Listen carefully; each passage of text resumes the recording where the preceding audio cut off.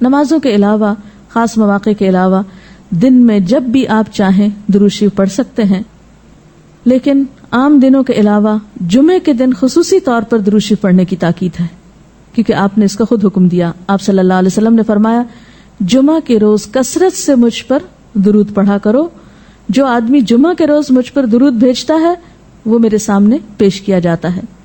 اسی طرح دعا سے پہلے، دعا کے بعد، پھر جہاں کہیں آپ کا نام لیا جا رہا ہو یا لکھا جا رہا ہو یا کسی بھی طرح آپ کا ذکر آئے وہاں آپ کے لیے درود پڑھنا.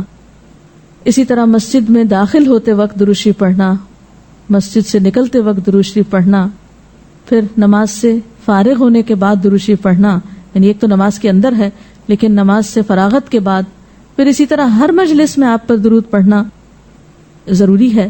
پھر اسی طرح صبح و شام کے اوقات میں، یعنی یہ تمام مواقع ایسے مواقع ہیں جس میں آپ درود شریف پڑھ سکتے ہیں. اور موقع کوئی ہو یا نہ ہو، دن یا رات کی گھڑیوں میں سے جس گھڑی میں آپ چاہیں، جب چاہیں، چلتے پھرتے، کام کاج کرتے، آپ اللہ کے رسول صلی اللہ علیہ وسلم کو یاد کر سکتے ہیں، آپ کے لیے درود اور سلام پڑھ سکتے ہیں. نبی صلی اللہ علیہ وسلم پر درود شریف پڑھنے کے کئی صیغے ہمارے ہاں مشہور ہیں. اس میں کچھ تو وہ ہیں جو آپ صلی اللہ علیہ وسلم سے ثابت ہیں، اور کچھ ایسے ہیں کہ جو لوگوں نے بعد میں خود بنا لیے ہیں. تو وہ ایسے تمام ورژن یا ایسی تمام عبارتیں جو لوگوں نے خود اس معنی کی بنائی ہیں، خواہ وہ عربی میں ہیں یا اردو میں ہیں، تو ان کو پڑھنے کی حد تک تو پڑھا جا سکتا ہے. یعنی اگر نثر میں کوئی ایسی عبارت موجود ہے جس میں آپ صلی اللہ علیہ وسلم کے لیے دعا کی گئی ہے یا آپ کی مدح کی گئی ہے یا آپ پر سلام بھیجا گیا ہے، خواہ وہ نثر میں ہو یا شعر میں، تو اس میں حرج تو کوئی نہیں. لیکن وہ چیز جو خود آپ صلی اللہ علیہ وسلم نے ہمیں سکھائی اور جو آپ کی طرف سے ہمیں ملی، اس کا مقام باقی ہر انسان کے کلام پر کہیں بلند ہے، کہیں زیادہ فائدہ مند ہے. تو وہ درود شریف جو مسنون ہے، وہ صیغہ جو آپ سے ثابت ہے، اس کا پڑھنا افضل ہے، وہی اصل درود ہے. اور باقی تو انسانوں کے خیالات یا جذبات کا اظہار ہے، خواہ وہ شعر میں ہو، خواہ وہ نثر میں ہو، خواہ وہ اردو میں ہو، خواہ پنجابی میں ہو یا کسی اور زبان میں ہو، وہ تو پھر انسانوں کے کلام ہے نا. تو جس طرح اللہ سبحانہ و تعالیٰ کے کلام کو باقی تمام انسانوں کے کلام پر فضیلت ہے، اسی طرح نبی صلی اللہ علیہ وسلم کے کلام کو بھی باقی انسانوں کے کلام پر فضیلت ہے. ایک عام شاعر کتنی بھی خوبصورت بات کرے لیکن اللہ کے رسول صلی اللہ علیہ وسلم سے آگے تو اس کی بات نہیں ہو سکتی. ایک عام انسان کتنے بھی خوبصورت انداز میں آپ صلی اللہ علیہ وسلم کا ذکر خیر کرے لیکن وہ اس کے برابر تو نہیں ہو سکتا جو نبی صلی اللہ علیہ وسلم نے خود ہمیں دیا. تو بہترین صیغہ وہی ہے جو ہم نماز میں پڑھتے ہیں، جسے درود ابراہیمی کہا جاتا ہے، اور اس کا پڑھنا باعث اجر و ثواب ہے اور اس میں کوئی شک ہی نہیں. اسی طرح یہ چونکہ تھوڑا طویل ہے تو اس کو مختصر انداز میں بھی آپ پڑھ سکتے ہیں. مثلا صرف اگر آپ صلی اللہ علیہ وسلم کہہ رہے ہیں تو یہ بھی درست ہے، یہ بھی درود شریف مکمل ہے ایک طرح سے اگرچہ مختصر ہے. اسی طرح اللہم صلی وسلم علی نبینا محمد، یہ بھی آپ پڑھ سکتے ہیں. صلی اللہ علی النبی الکریم کہہ سکتے ہیں. تو مختصر ہو یا درود ابراہیمی کچھ طویل شکل میں ہو، اصل چیز تو ذکر میں مشغول ہونا ہے. تعداد میٹر نہیں کرتی جتنا وہ احساس اور جذبہ اور عقیدت جو کہ درود شریف پڑھتے ہوئے آپ صلی اللہ علیہ وسلم کے لیے ہماری ہو سکتی ہے. تو ہمارے لیے دن میں بے شمار مواقع ایسے ہوتے ہیں کہ جس میں ہم درود شریف پڑھ سکتے ہیں. سب سے پہلا موقع تو خود نماز کا موقع ہے. اس وقت تک نماز مکمل نہیں ہوتی جب تک ہم اس میں درود شریف نہیں پڑھتے. پھر اسی طرح عام نمازوں کے علاوہ نماز جنازہ میں بھی درود شریف پڑھا جاتا ہے. پھر اذان کے بعد درود شریف پڑھا جاتا ہے. آپ صلی اللہ علیہ وسلم نے فرمایا جب مؤذن کی آواز سنو یعنی اذان سنو تو وہی کہو جو مؤذن کہتا ہے، یعنی اذان کا جواب دو، پھر مجھ پر درود پڑھو. یعنی اذان کا جواب دینے کے بعد جب اذان ختم ہو جائے تو کیا کرنا چاہیے؟ نبی صلی اللہ علیہ وسلم پر درود بھیجنا چاہیے، کیونکہ مجھ پر درود پڑھنے والے پر اللہ تعالیٰ 10 رحمتیں نازل فرماتا ہے. اس کے بعد میرے لیے اللہ سے وسیلہ مانگو، جو جنت میں ایک مقام ہے جو جنتیوں میں سے صرف کسی ایک ہی کو ملے گا، اور مجھے امید ہے کہ وہ جنتی میں ہی ہوں گا. یعنی آپ صلی اللہ علیہ وسلم ہی کے لیے وہ مقام ہے.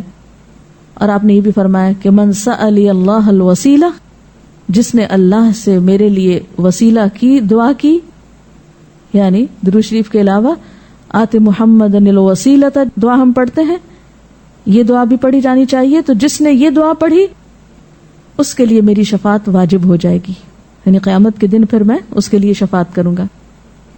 پھر یہ کہ درود شریف نہ صرف یہ کہ دنیا میں انسان کے لیے فائدے کا باعث ہے، بلکہ آخرت میں انسان کے لیے شفاعت کا ذریعہ بھی ہے.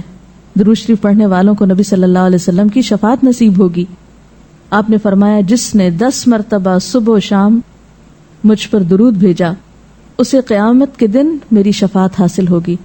اب یہ کہ اگر زیادہ وقت نہ بھی ملے تو 10 دفعہ درود شریف پڑھنا آخر کیا مشکل ہے، کتنی دیر لگ جائے گی، لیکن اس کا اجر و ثواب اور اس کا فائدہ کس قدر ہے. پھر اسی طرح درود شریف دعاؤں کی قبولیت کا ذریعہ بھی بنتا ہے.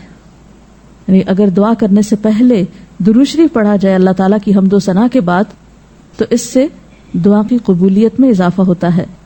نبی صلی اللہ علیہ وسلم کے ساتھ حضرت عبداللہ بن مسعود اور حضرت ابوبکر اور حضرت عمر تشریف فرما تھے. تو حضرت عبداللہ بن مسعود کہتے ہیں کہ میں نماز پڑھ رہا تھا، میں بیٹھا تو پہلے اللہ تعالیٰ کی حمد و ثنا کی، پھر آپ پر درود بھیجا، پھر اپنے لیے دعا کی. تو آپ نے فرمایا اللہ سے مانگو ضرور دیے جاؤ گے. یعنی جس طریقے سے تم نے دعا کی ہے کہ پہلے اللہ تعالیٰ کی حمد و ثنا کی ہے، پھر درود شریف پڑھا ہے، تو اب جو بھی تم دعا مانگو گے وہ دعا قبول ہوگی. پھر اسی طرح ہم دیکھتے ہیں کہ درود شریف نیکیوں کا دروازہ کھولتا ہے، نیکیوں میں اضافے کا ذریعہ بنتا ہے. آپ نے فرمایا جس نے مجھ پر 1 دفعہ درود بھیجا اللہ تعالیٰ اس کے نامہ اعمال میں 10 نیکیاں لکھے گا. پھر اسی طرح فرشتوں کی دعائیں آتی ہیں اس شخص کے لیے جو درود شریف پڑھتا ہے. رسول اللہ صلی اللہ علیہ وسلم نے فرمایا جب تک کوئی مسلمان مجھ پر درود بھیجتا رہتا ہے اس وقت تک فرشتے اس کے لیے دعائیں رحمت کرتے رہتے ہیں. یعنی آپ درود شریف پڑھیں تو فرشتے آپ کے لیے دعا کرنے میں لگ جاتے ہیں. اب جو چاہے کم پڑھے اور جو چاہے زیادہ پڑھے، یعنی کتنی دعائیں چاہیے اس کو.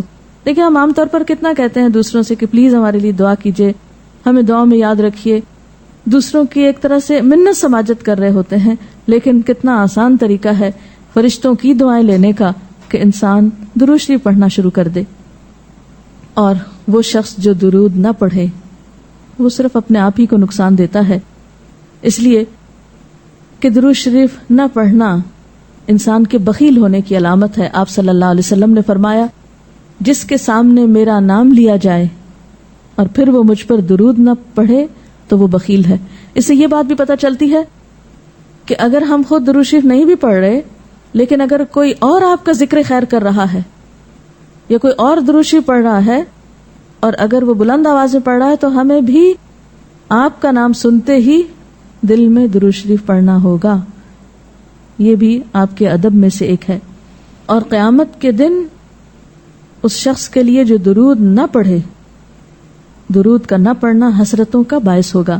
حضرت ابو ہریرہ رضی اللہ تعالی عنہ کہتے ہیں کہ رسول اللہ صلی اللہ علیہ وسلم نے فرمایا جس مجلس میں لوگ اللہ کا ذکر نہ کریں، یعنی اکٹھے ہوئے ہیں دنیا بھر کی باتیں کی لیکن اللہ سبحانہ و تعالیٰ کی کوئی بات نہیں کی، اور نبی صلی اللہ علیہ وسلم پر درود نہ بھیجیں، یعنی نہ تو اللہ کا ذکر کیا اور نہ ہی آپ پر درود بھیجا، وہ مجلس قیامت کے دن انسان کے لیے حسرت کا باعث ہوگی. انسان اس پر پچھتائے گا، خواہ وہ اپنے نیک اعمال کے بدلے میں جنت میں چلا ہی جائے.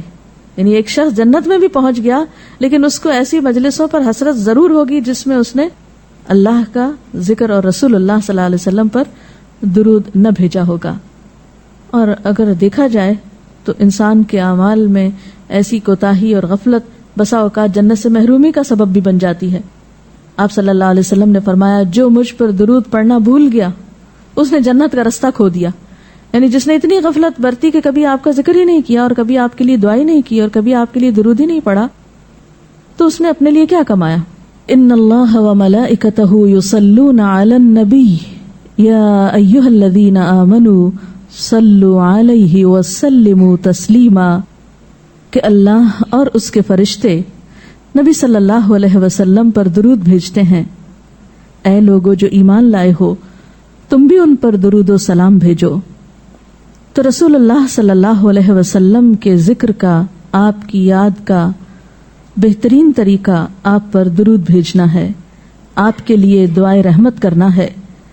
وہ عظیم ہستی جس پر اللہ رب العزت کی رحمت برستی ہے، جس کا ذکر اللہ سبحانہ و تعالی فرشتوں میں کرتے ہیں، جن پر فرشتے دعائے رحمت بھیجتے ہیں، آخر ان کا ذکر اور ان پر درود و سلام میں اور آپ کیوں نہ بھیجیں گے؟ آپ صلی اللہ علیہ وسلم پر درود بھیجنا خود ہمارے اپنے لیے باعث سعادت ہے، باعث رحمت ہے۔ آپ صلی اللہ علیہ وسلم اس کے محتاج نہیں۔ مشرق ہو یا مغرب، شمال ہو یا جنوب، دنیا کے گوشے گوشے میں آپ کا ذکر خیر ہو رہا ہے، دن رات، آذانوں میں، نمازوں میں، جہاں جہاں آپ کا نام لیا جائے۔ لیکن اگر ہم درود شریف پڑھتے ہیں تو اس کا فائدہ خود ہم ہی کو پہنچتا ہے، ہمارے اپنے لیے باعث رحمت ہے، تمام غموں، دکھوں، تکلیفوں، مصیبتوں اور پریشانیوں سے نکلنے کا راستہ ہے، درجات کی بلندی کا ذریعہ ہے۔ رسول اللہ صلی اللہ علیہ وسلم نے فرمایا، جس نے مجھ پر ایک بار درود بھیجا اللہ تعالیٰ اس پر 10 مرتبہ رحمت نازل فرمائے گا۔ ایک بار درود پڑھنے کا اجر و ثواب، اس کے 10 گناہ معاف فرمائے گا، یعنی صرف 10 رحمتیں نہیں، 10 گناہوں کی بخشش بھی ہوگی اور 10 درجے بلند فرمائے گا، یعنی درجات کی بلندی بھی۔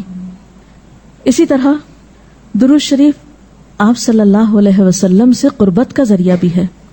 حدیث پاک میں آتا ہے، قال رسول اللہ صلی اللہ علیہ وسلم اول الناس بی یوم القیامت اکثرهم علی صلاۃ، قیامت کے روز مجھ سے سب سے زیادہ قریب لوگ وہ لوگ ہوں گے جو دنیا میں سب سے زیادہ مجھ پر درود بھیجنے والے تھے، یعنی قیامت کے دن آپ کا قرب بھی درود شریف کی وجہ سے نصیب ہوگا۔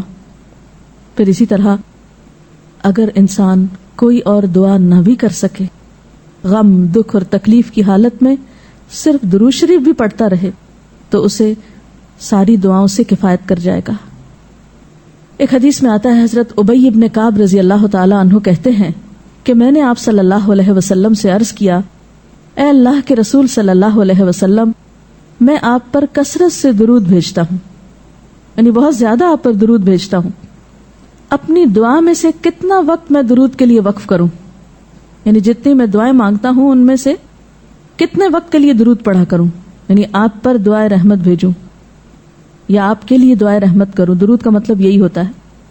تو آپ صلی اللہ علیہ وسلم نے فرمایا، جتنا تو چاہے۔ کہتے ہیں کہ میں نے عرض کیا، کیا 1/4 وقت صحیح ہے؟ 1/4؟ آپ نے فرمایا جتنا تو چاہے، لیکن اگر اس سے زیادہ کر لے تو تیرے ہی لیے بہتر ہے۔ میں نے عرض کیا، آدھا وقت مقرر کر لوں؟ آپ نے فرمایا جتنا تو چاہے، لیکن اگر اس سے زیادہ کر دے تو یہ تیرے ہی لیے بہتر ہے۔ میں نے عرض کیا 2/3 مقرر کر لوں؟ آپ نے فرمایا جتنا تو چاہے، لیکن اگر زیادہ کرے تو تیرے ہی لیے بہتر ہے، یعنی تجھی کو اس کا فائدہ ہوگا۔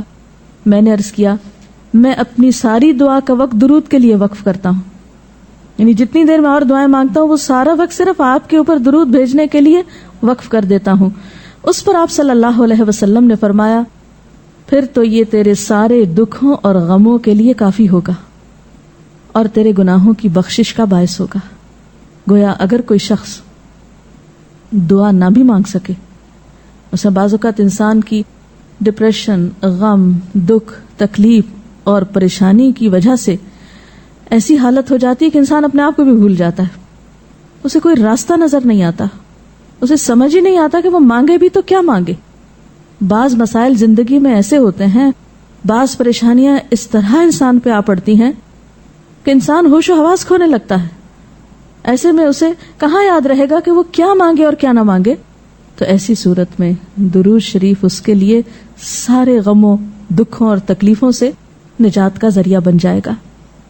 پھر آپ دیکھیے کہ آپ صلی اللہ علیہ وسلم پر درود بھیجنے والے کے لیے اللہ تعالی کی طرف سے سلامتی کا وعدہ ہے۔